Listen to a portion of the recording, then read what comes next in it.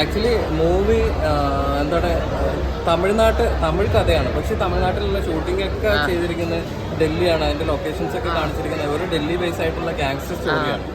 അപ്പോൾ ടോട്ടലി എന്ന് പറഞ്ഞാൽ ഒരു മണിരത്നം ടച്ച് ടോട്ടലി ഉണ്ട്. സ്റ്റണ്ട്, ഫൈറ്റിങ്, ആക്ഷൻ കൊറിയോഗ്രാഫി എല്ലാം വളരെ നന്നായിട്ട് ചെയ്തിട്ടുണ്ട്. ഡ്യൂറേഷൻ ഒരു 2.25 മണിക്കൂർ ഡ്യൂറേഷൻ ഉണ്ട്. ചില സ്ഥലത്ത് ചില സീനുകളൊക്കെ ലാഗ് അങ്ങനെ ഫീൽ ചെയ്തിട്ടില്ല. എന്നാലും ചെറിയ രീതിയിൽ ഇമോഷൻ സീൻസ്, നമ്മളൊരു ആക്ഷൻ മൂവിയൊക്കെ പ്രതീക്ഷിച്ചു പോയ ഇമോഷൻ സീൻസ് കുറച്ച് ലാഗ് ഫീൽ ചെയ്യാൻ സാധ്യത. 38 വർഷങ്ങൾക്ക് ശേഷം കമലഹാസൻ മണിരത്നം കോംബോ എങ്ങനെയുണ്ട്? കോംബോ നന്നായിട്ട് വർക്കൗട്ട് ആയിട്ടുണ്ട്. ബട്ട് ഒരു എന്താ പറയുക, ആ നായകനിലോട്ട് നമ്മൾ പ്രതീക്ഷിച്ച് കമലഹാസന്റെ ആ ഒരു നായക പരിവേഷം പ്രതീക്ഷിച്ച് പോയാൽ ചില ഇമോഷൻ ടച്ചുകളും ഒക്കെ ആയിട്ട് ഒരു അത്ര വർക്കൗട്ടായിട്ട് തോന്നിയിട്ടില്ല. അതൊരു സംഭവം അങ്ങനെ ഒരു ഫീൽ ചെയ്തിട്ടുണ്ട്. മൊത്തത്തിൽ ഒരു വൺ ടൈം വാച്ചബിൾ മൂവി.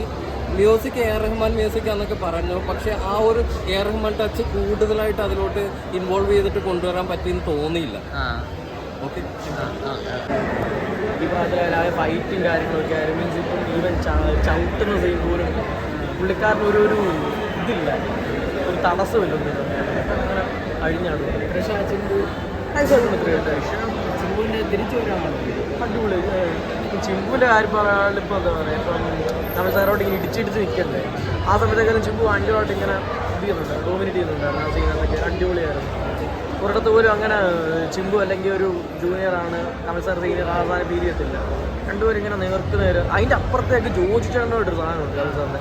അടിപൊളി കുറേ സീനൊക്കെ ഉണ്ട്. ജോജു ചേട്ടനൊക്കെ കീഴിലെ സ്ക്രീൻ സ്പേസും കാര്യങ്ങളും കമൽ സാറോട്ട് ഇങ്ങനെ ഇതാണ് കാര്യം. എന്താ പറയുക, ഒരു സാധനമുണ്ട്, പടം കണ്ടു നൈസാണത്. നല്ലൊരു തിയേറ്റർ എക്സ്പീരിയൻസ് ആയിരുന്നു. നല്ലതായിരുന്നു എന്ന് വെച്ചാൽ ഞാൻ എൻജോയ് ചെയ്തു. ഞാൻ ആദ്യം അവസാനം വരെ എൻജോയ് ചെയ്തു. മാത്രമല്ല ഇത് മാക്സിമം എല്ലാവരും തിയേറ്ററിൽ തന്നെ കാണുന്നൊരു പടമാണെന്ന് ഞാൻ പറയുന്നത്. കാരണം ഇത് ഫോണിനകത്തൊന്നും കണ്ട ശരിയാവത്തില്ല. ഇത് തിയേറ്ററിൽ കാണുന്ന പടമാണ്.